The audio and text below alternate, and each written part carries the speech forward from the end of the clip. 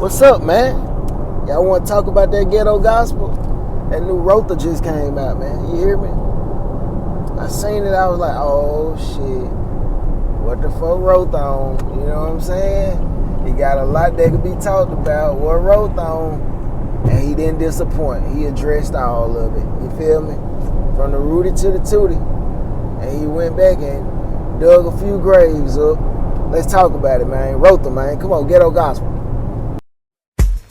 Hey yo, baby D, get your little ass over here on the mic, man. Show these other little niggas they can't fuck with the Dangerous Crew, man. Spit that shit. Shit on gold chain, gold glasses, prime time like Dion. Hey, can't do the Quan, do the Dion. You hear me? He don't speak on me, I don't compete with a peon. Flying a bundle like my name was Dion. So check it. Straight off the bat. The intro to the album. Mixtape, I don't know which one it is. Probably the album.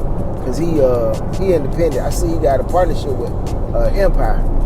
So straight off the bat, the intro, hella sarcastic, bro. You know, he got it like a preacher is preaching a sermon on the beginning of the album. And you know what I'm saying? He talking about hood shit, passing the collection tray. It kind of remind you like of Don't Be a Menace, how the pastor was on Don't Be a Menace in the beginning, some shit like that. So I was like, all right, I hear you, my nigga. You know what I'm saying? You come on the sarcastic shit, ghetto gospel. You know what I'm saying? So me personally, track 1 through like I think maybe 6, it was all that old Rotha. You know what I'm saying? Like I don't fuck with nobody. I don't trust nobody. I'm fucking you up if you come around me with the bullshit. You know what I'm saying? That's for the old Rotha heads. Like people that subscribe to the sadism. You feel me? That's what he called this shit, sadism. The whole beginning of the album is for you. Then around the middle of it, he has this song called Ribbon in the Sky. Now that's more of the shit that I'm on these days. You know, I used to be on that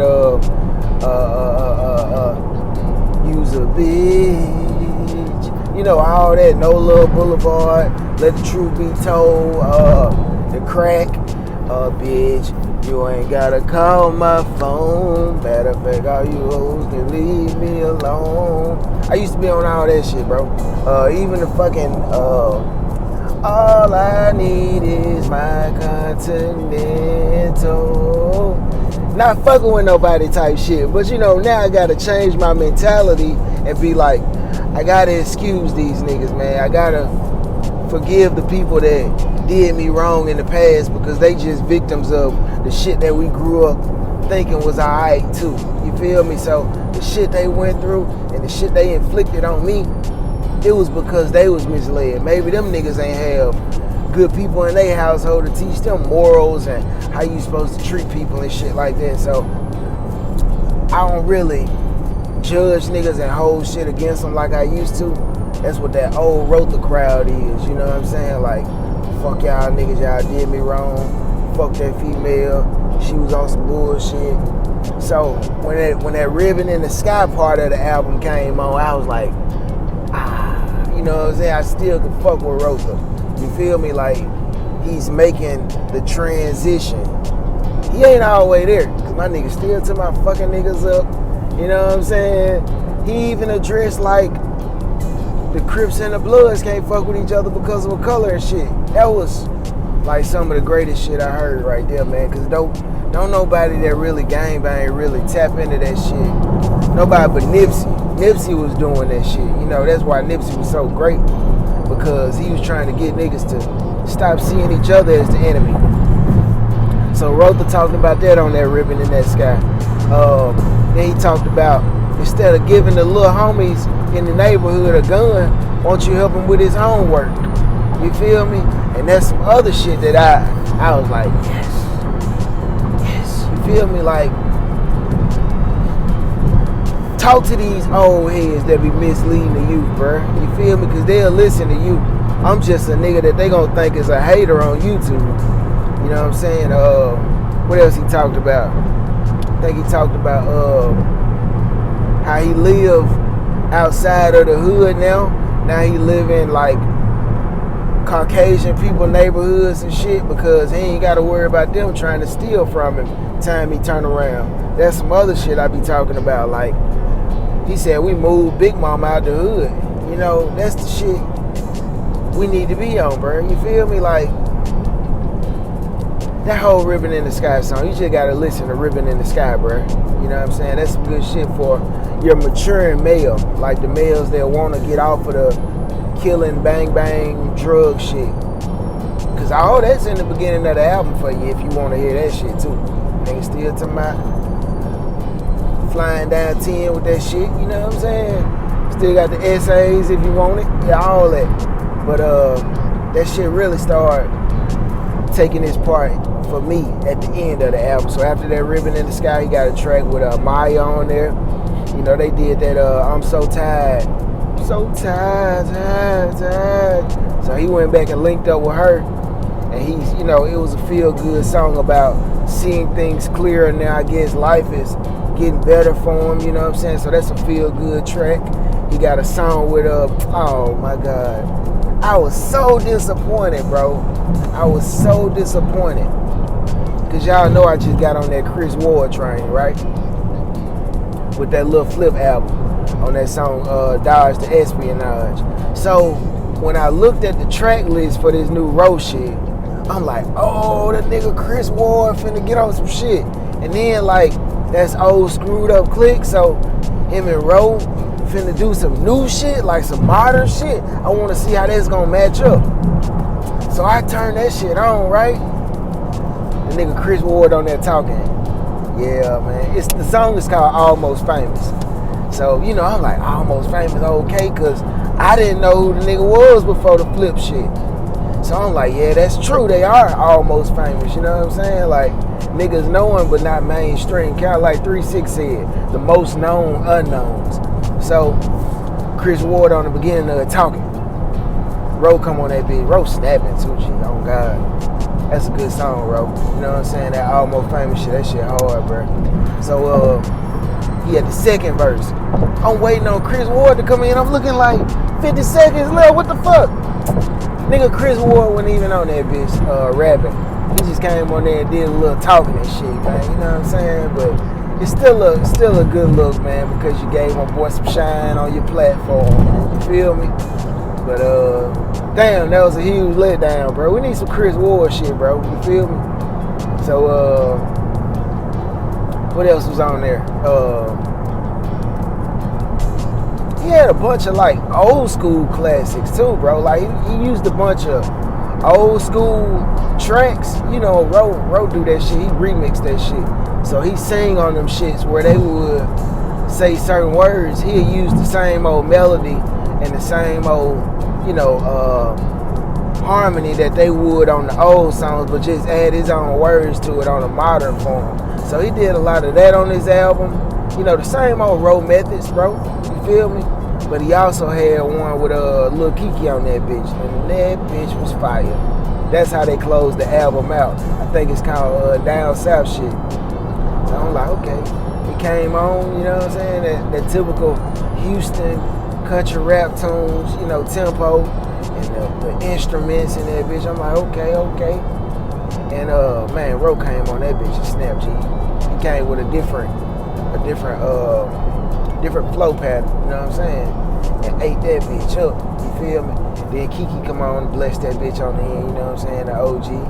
And I seen a documentary where Lil Kiki be going to prisons and shit, talking to the inmates and stuff, bro. So these niggas be out there doing shit in the streets, man, you know, like righteous things. I think they be talking about a lot of low frequency shit because they feel like that's what they core fan base want to hear. But it's okay to grow, man. Y'all niggas can grow too, you know. And y'all fan base grow with y'all. Like these niggas that be hood niggas, they be acting like that when they around y'all. But shit, when they get around their family, they can't be that same old nigga. So, you know, don't be afraid to show and speak about the good stuff you be doing too, bro. It ain't all gotta be about swingers and, you know what I'm saying, top downs and shit. You can tell these niggas how you be going and speaking to people in the penitentiaries and stuff, man.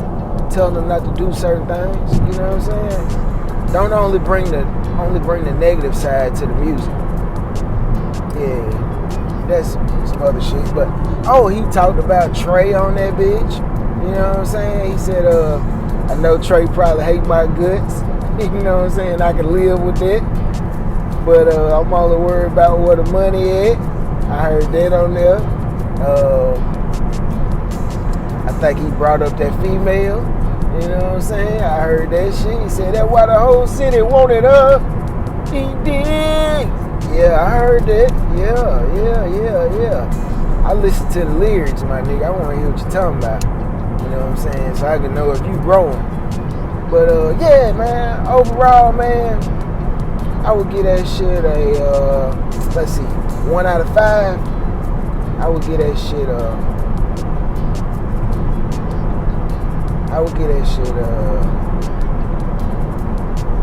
strong 4.0. You know what I'm saying? Only because the first beginning of the album, it was still on some hood shit, some shit that we trying to get away from. You know what I'm saying? Like fucking niggas up and, you know, all that type of shit. I don't want to push that no more. You know what I'm saying? Because as long as one nigga hear you say that, that's one nigga that might go out there and kill something that night. Because he might not listen to the whole album. You know what I'm saying? He might listen to 1 or 2 songs and get out the car. And then he walked in the house with that whole mentality from when you said, I can't stand you, bitch. And he go in there and smack the shit out of his girl because he thinks she been cheating on him because he got insecure listening to your track. You know what I'm saying? She might not be doing nothing. Might just be fine as hell and hella submissive to him.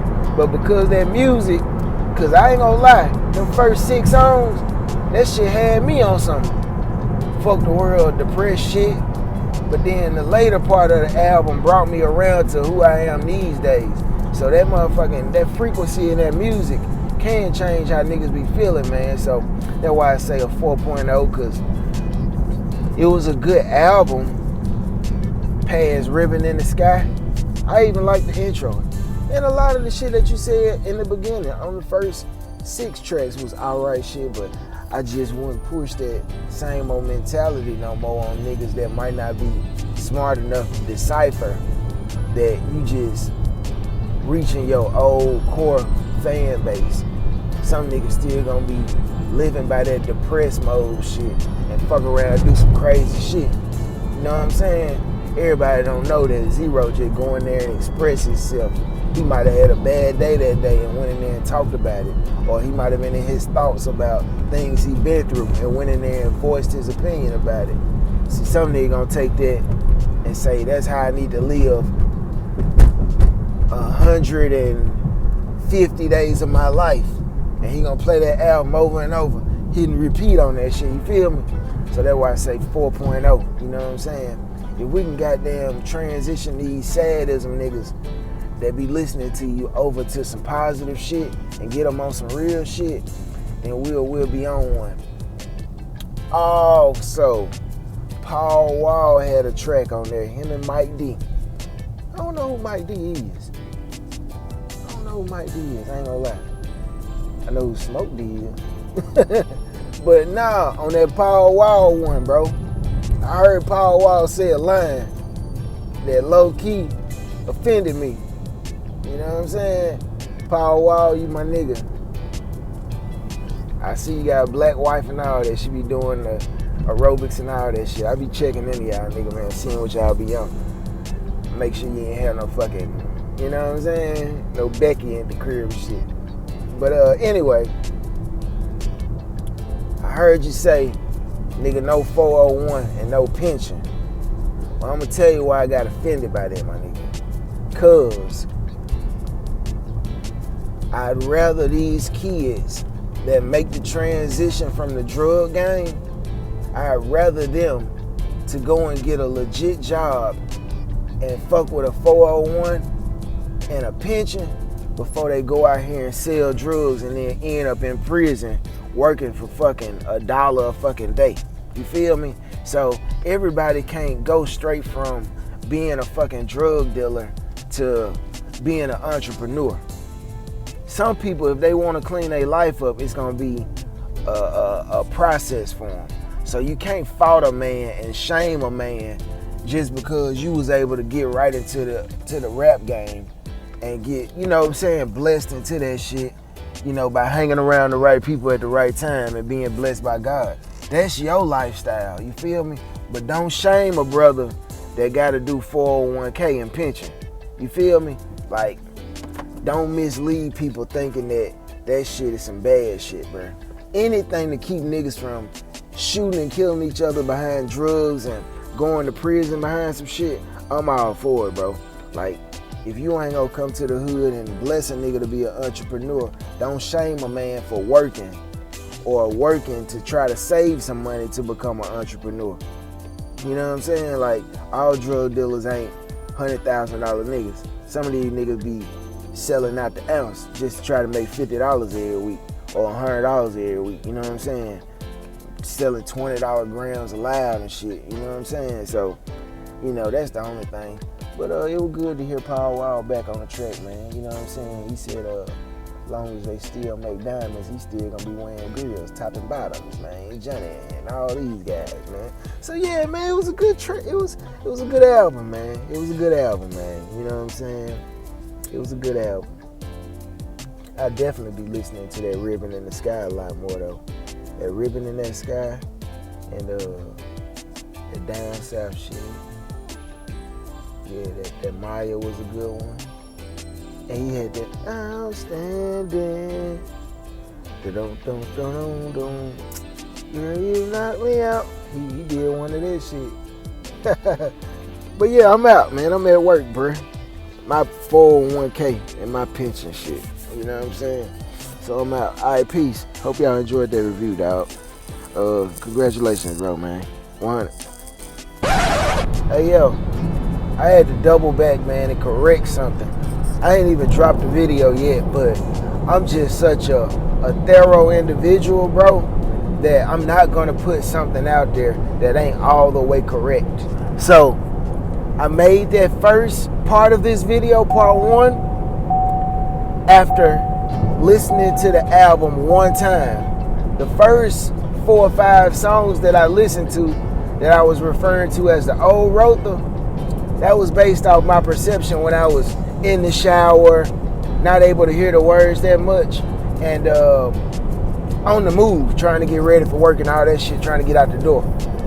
But when I got to work and I did my 2-3 hour drive, you know, I had a chance to actually sit down, turn the treble up, turn the bass down, and listen to the whole album about 2 more times before making this right here. And I must go back and correct something. It wasn't as old Rotha as I thought. I think Ribbon in the Sky started about 7 or 8 songs into the album. The songs before that, a few of them were the old Rotha, like You Mad Ain't You and All My Life. But a lot of the other shit was very soulful. You know what I'm saying? And it showed growth. You know what I'm saying? Outstanding. Then he had one with Anita Baker, little, you know what I'm saying, melody to it. You know, if you ever heard that Anita Baker song, You're My Angel. Dum, dum, dum, dum.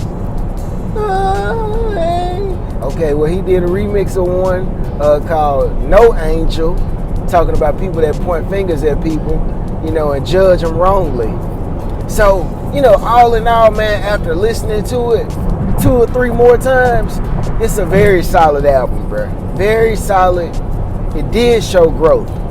Now, I was basing my first 4.0 off of my skimming through of it the first time and not hearing all the words and the lyrics.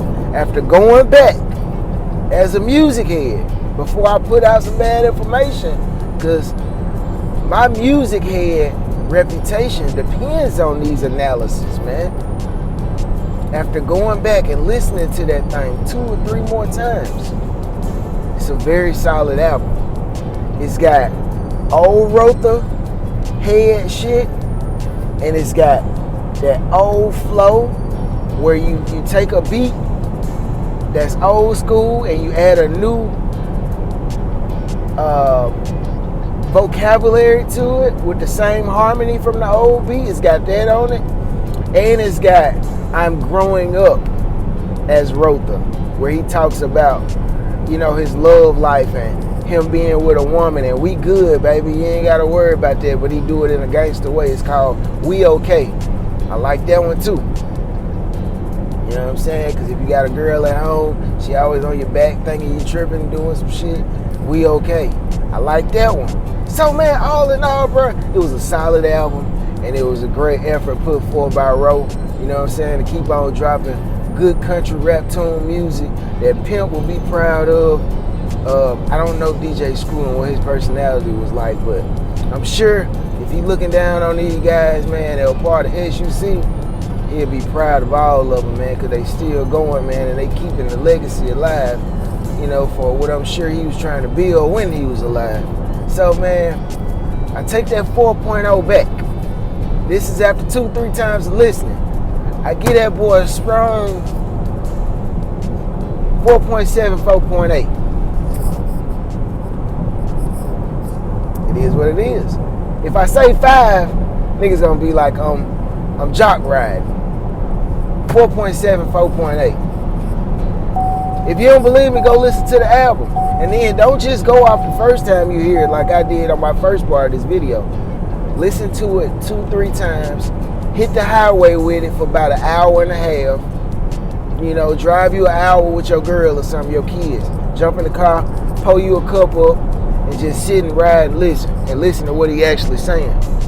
He talking about females, streets, his old problems, you know what I'm saying, with his homeboys.